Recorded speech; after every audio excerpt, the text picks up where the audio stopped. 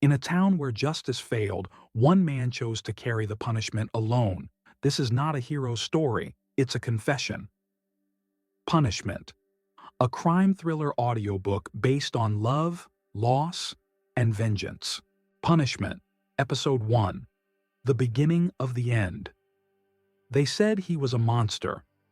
Ethan Vale, 22 years old, once a promising law student, now sat silently in the concrete belly of Yorkshire's central prison.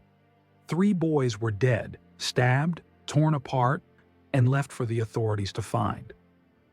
The media called him a predator. The court sentenced him to death. But Ethan never blinked when they read the verdict. He never begged. He never denied a thing. Because some stories aren't about guilt. They're about the truth that no one wants to hear. Across the table sat Detective Nathan Cross, a man with the kind of face weathered by both time and grief. His partner, Officer Harris, lingered near the door, arms folded. Both stared at Ethan as if trying to understand what kind of evil wore such a tired, calm expression. Nathan broke the silence. "You killed 3 boys, teenage boys. My brother was one of them." Ethan said nothing. Nathan tossed a file onto the metal table. A photo slid free. A woman smiling gently at the camera. Her eyes were bright, but there was something tired beneath the surface. Danielle Rowan, 29. A teacher. Missing. "She was involved with you," Nathan said. "Wasn't she?" Ethan lowered his eyes to the photo but didn't touch it. "I don't know her," he murmured. Nathan slammed his fist down, the sound echoing off the prison walls. "Don't lie to me. We found pictures of you together. You were close. She's missing, and my brother is dead." Still, Ethan's face barely changed. But behind his quiet mask, his mind unraveled. He saw Danielle's face not in the photo, but as she had appeared to him in dreams. Standing in the corner of his prison cell, surrounded by shadows, glowing faintly as if made of moonlight and sorrow. She never spoke in those dreams. She only watched, and her eyes, those eyes, never stopped bleeding regret. Ethan clenched his jaw. He remembered what they had shared, how she had believed in him when no one else had, how she taught him not just rules of right and wrong, but the meaning behind them. The quiet warmth of her voice still haunted the corners of his memory. But then came the video, the disc, the laughter of boys who didn't understand what it meant to destroy someone. He looked up at Nathan and said, "I don't know what happened to your brother. It was a lie. And the worst part? Nathan didn't realize it yet, but he was chasing the wrong criminal. His brother Liam wasn't the victim. He was the beginning of it all." Ethan looked back down at the photo of Danielle, his expression unreadable. But inside, everything was screaming. Episode 2, Secrets Beneath. The first time Ethan Vale watched the video, he thought it was a prank. The disc had arrived in an unmarked envelope, delivered to the orphanage where he volunteered. A child had handed it to him, saying it was from a student. No name, no note, just a white disc, labeled with a handwritten message. To the beloved student of Ms. Danielle Rowan, Ethan had smiled at the sentiment. Then he placed the disc into the computer. That smile never returned. At first, there was static. Then, a bedroom, a bed. A woman unconscious, blindfolded, gagged, her arms and legs tied to the frame. Danielle. He stood frozen. His mind refused to process what his eyes were seeing. Then, a boy stepped into frame. His face was blurred, but his voice was clear, high-pitched yet calm, rehearsed, like someone delivering a speech in drama class. "Hello, Ethan. You don't know me, but I know you. You were close to her, weren't you? Ms. Rowan, the kind teacher, the one who thought she could save us." The boy chuckled. "But teachers like her, they don't understand. They act like saints, but really, they're just scared. Scared we'll talk. scared someone will find out their dirty secrets. Like dating a former student, someone 9 years younger. Ethan's fists clenched. On screen, the boy stepped aside. More figures entered the frame. 4 more boys, all with their faces blurred. They surrounded the bed, their movements excited, predatory. The speaker whispered, "Want to know what it feels like, Ethan? When someone you love is stripped, humiliated, and broken." What followed wasn't a prank. It was horror. It was real. They tore at Danielle's clothes while she screamed through the gag. She thrashed, but the ropes held her. One by one, the boys took their turns, laughing, mocking, filming. Ethan wanted to destroy the screen, wanted to reach through it and tear their hearts out. But he watched every second, because Danielle had no one else to witness it. And when it was done, when her body no longer moved and the laughter faded into silence, the first boy leaned into the camera and said, "She's dead now, and nobody's coming for us. Not the law. We're 13, too young to prosecute. That's the beauty of it. Try and stop us, Ethan." Ethan didn't cry. He didn't scream. He simply sat there, letting the pain settle into his bones like frost. They were right. No law would touch them, but he would. The next day, Ethan walked into the school where Danielle had taught. He wore a hoodie, eyes low, anonymous. He stood outside Class 7A, peering through the glass window. Boys, girls, all innocent faces, all dressed the same. Which 5 had done it? Which 5 had killed her? He watched, studied their smiles, their gestures, the way they laughed too hard or sat too quietly. Nothing gave them away. Then, a stroke of luck. The principal walked by and noticed him. "Ethan Vale? I remember you. Danielle spoke highly of you." "Have you seen her?" Ethan asked, voice tight. "She's been gone for days." The principal hesitated, then sighed. "Number no one has. Strange thing is, I saw her leave the school a few days ago. She wasn't alone. 3 boys walked with her. One of them was your friend, Liam Cross." Ethan's heart skipped. "Do you remember the other 2? Nathaniel Grant and Oliver Hayes, all from 7A, fine boys, polite, smart fine boys, polite, smart, murderers." Ethan nodded slowly. He thanked the principal and walked away. Inside, something had shifted. The pain was still there, but it was no longer paralyzing. It had sharpened, refined itself into something colder, cleaner, a plan. If the law couldn't punish them, he would. One by one. And he'd start with Nathaniel and Oliver. Episode 3. First Blood. The sun had barely dipped below the rooftops when Ethan Vale began his hunt. He waited outside the Blackbird, a seedy underground bar tucked behind a row of shuttered bookstores. No one would expect 2 middle school boys to walk in there, but Ethan had followed them the day before, Nathaniel Grant and Oliver Hayes, the first 2 names from the principal's list. Just 13, dressed in school uniforms, laughing as they slipped inside like they belonged there. That laugh still rang in his ears. Now, Ethan wasn't Ethan. He wore a long black coat, his hair tied back, eyeliner smudged to hollow his face. From afar, he could be mistaken for a streetwise young woman. He'd practiced the voice, the smile, just enough softness to draw attention, just enough steel to keep it. And when they came out, high on cheap beer and fake confidence, he was waiting. "Hey boys," he said, flipping a cigarette between his fingers. "Got time for a little fun?" Nathaniel, the taller one, smirked. "Depends on what kind of fun you're offering."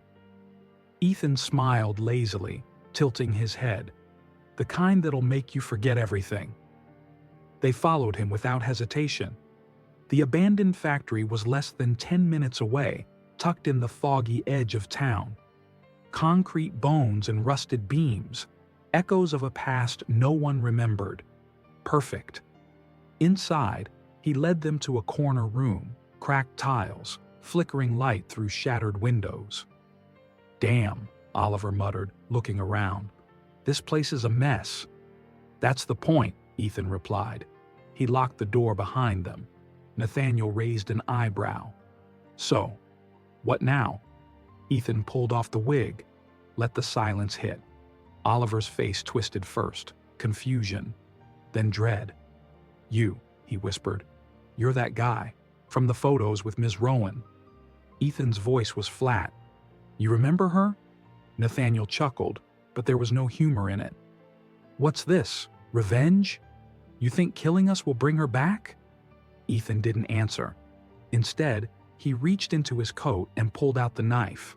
The screams were short, the fear longer.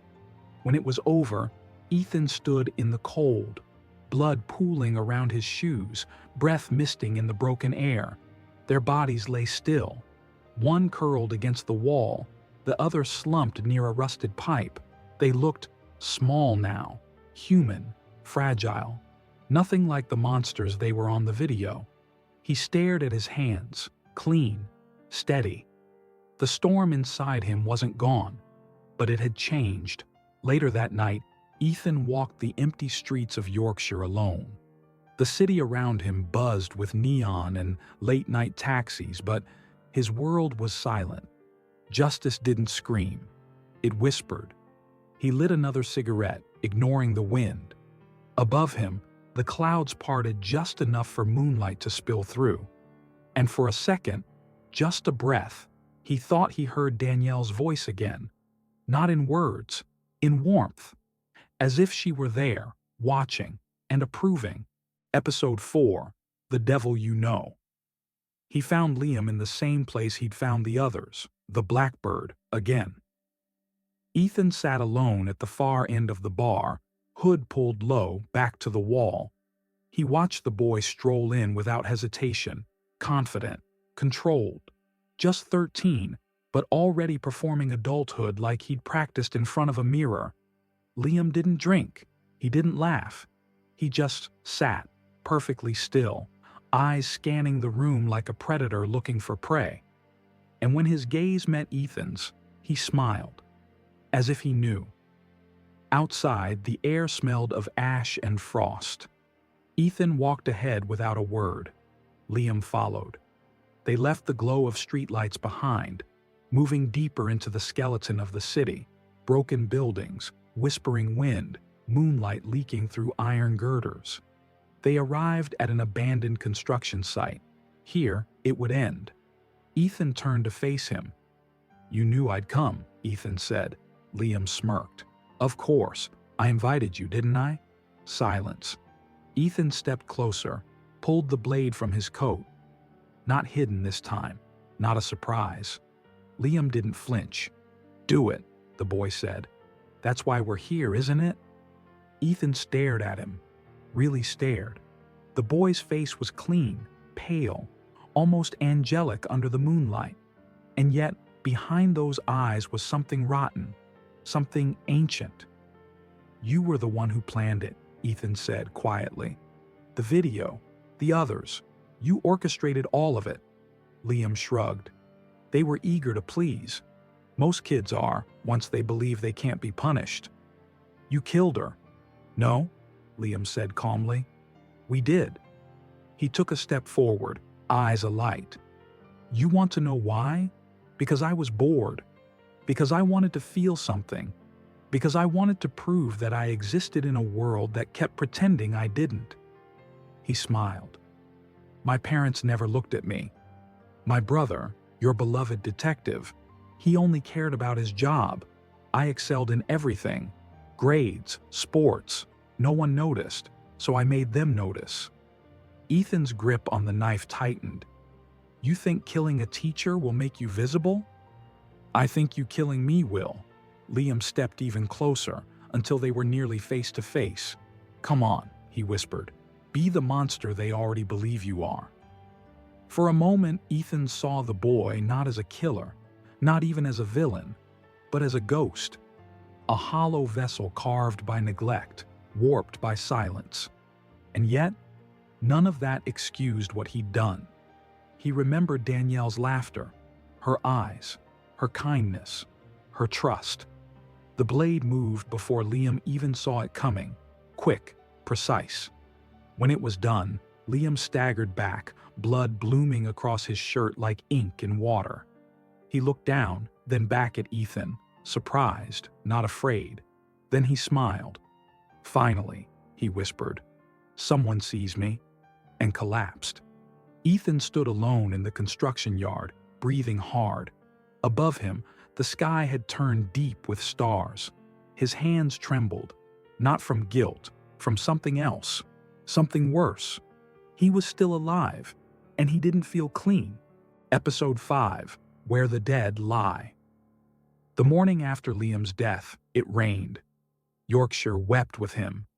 Ethan Vale sat in a near-abandoned train yard, surrounded by fog and steel. His coat soaked through, his hands filthy, but he didn't move.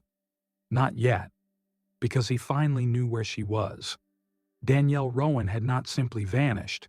She had been buried here, where the city forgot its own bones, where iron tracks led nowhere, and the wind never carried news. Liam had told him everything before the blade sank in. "I left her where the trains no longer go. No one listens to the dead." Nathan Cross had received the tip anonymously. A single note slid under the door of the precinct. "Southline Junction. She's waiting." He didn't hesitate. By the time he arrived, the rain had slowed to a mist. Officers moved in silence across the gravel.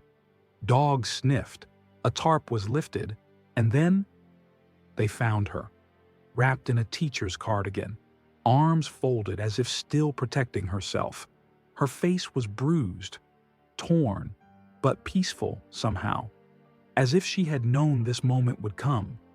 Nathan fell to his knees. He didn't cry. He just stared at her, at the woman he had once dismissed as idealistic and too soft for this world. The woman who had believed in change, even when no one else did. Now she was just a case file, a body bag, another line on his desk. But then his phone buzzed. A video file. No name. He clicked and watched. Danielle, bound, beaten, screaming through a gag. Boys, laughter, faces blurred, but voices clear. One of them, Liam. Nathan dropped the phone. The ground tilted beneath him. He thought he would vomit, but nothing came. He thought of Ethan, of how calm he'd been, of how broken. And suddenly, Nathan understood everything. Ethan stood near the railway fence as the search team pulled the body away. He watched from the shadows, invisible beneath his hood. He didn't need to see her face again. He had memorized it, carried it with him, worn it like a second skin, and now that she was found, he could finally die. That night, he turned himself in. He walked into the station, drenched, blood-streaked, and silent. "I killed them," he said. "The boys. All 3. He didn't mention the video, didn't explain why, didn't say her name. Nathan Cross sat across from him in the interrogation room. For a long time, neither spoke. Then Nathan asked, "Why take the blame for all of it?" Ethan looked him straight in the eye. "Because they were still children to their parents." Nathan's voice cracked. "So was she." Ethan smiled. "She deserved peace more than I do." The next day, the papers called him a monster again. But Nathan didn't read the news. He went back to the railway and left a single white flower between the tracks. Episode 6, The Final Judgment. The courtroom was full. People stood shoulder to shoulder, parents, teachers, reporters, strangers, all hungry for justice or blood or both. Ethan Vale stood in the dock, shackled, silent. He didn't speak when the prosecutor detailed the murders. He didn't flinch when the video was mentioned. He didn't react when the faces of the 3 boys were shown on the projector, frozen in photos that made them look younger, purer, better than they ever were. Danielle's name was barely spoken. She was the reason for everything. But no one spoke for her. Only Ethan had. The judge read the charges. 3 counts of first-degree murder. 1 count of rape and homicide. Danielle Rowan. Ethan looked up, just once. Guilty. A whisper swept through the room like wind in dry leaves. A few gasps. 1 cry. No one expected him to admit it, especially that last part. The judge's gavel struck like a thunderclap. Ethan Vale, for the crimes committed, this court sentences you to death. Execution by lethal injection. No appeals, no clemency. It was over. Insert image 1 here. As the guards approached to take him away, Ethan turned to face the gallery. He found one face. Detective Nathan Cross. Their eyes met, and Ethan smiled. A soft, tired smile, like someone finally free. That evening, Nathan asked for 5 minutes with the prisoner. They met in a quiet room under fluorescent lights. "You didn't kill Danielle," Nathan said. "I saw the video." Ethan leaned back, unfazed. "Doesn't matter." "Why lie?" Ethan looked at him, gently this time. "Because if the truth came out, those boys' parents would have to live with what their children really did. And Danielle's memory would become a scandal. She deserves better." Nathan shook his head. "You think this is noble?" "No," Ethan replied. "It's punishment, and I accept it." Insert image 2 here. The day before his execution, Ethan received no visitors. He spent the hours in silence, hands folded, eyes closed. That night, in a final dream, Danielle stood before him once more. She didn't speak. She just touched his face. And for the first time, he cried. Outside the prison, it rained again.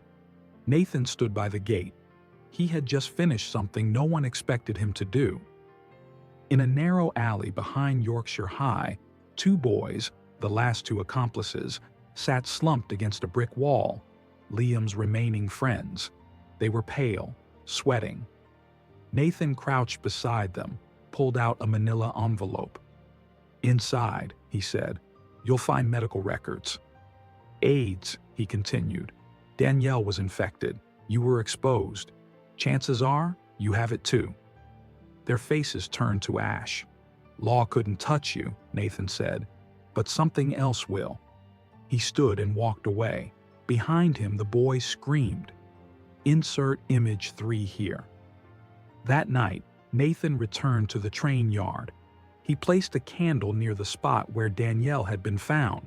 Next to it, a folded paper. Only those who are dying truly understand the value of life. He lit the candle and let it burn. Thank you for listening to Punishment, a psychological crime audiobook about love, loss, and the cost of silence. If this story moved you, shocked you, or made you think, please consider subscribing, liking, and sharing it. We have more haunting stories coming soon. Until then, stay safe, and remember, sometimes justice begins where the law ends. Punishment is never simple, and sometimes the one who punishes suffers the most.